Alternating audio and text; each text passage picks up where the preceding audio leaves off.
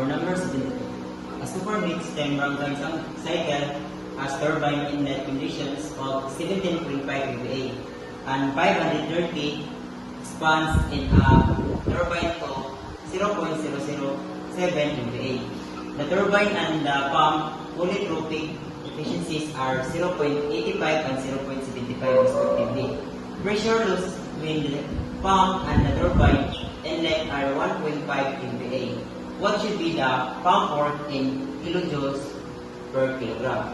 Letter A, 17.34, B, 27.32, C, 25.32, and letter D, 47.32. So, for the given, P1 equals 17.5 MPa or 17.5 times 10 raised to 3 kPa.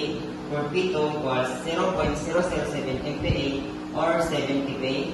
For NT equals 0.85 and NP 0.75 and PL equals 1.5 MPa or 1,500 kPa.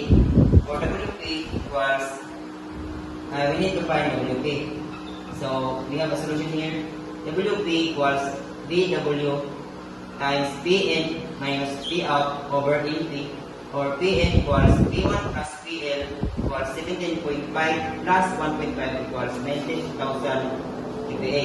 For PW equals PW raised to negative 1 equals 1,000 kg per negative 1 over cubic meter equals 0.001 cubic meter over kilogram. So, for WP equals 0.001 times 19 minus 0.07 over 0.75. Using calculator, we get the answer WP equals 25.32 kilojoules per kilogram. So, letter C.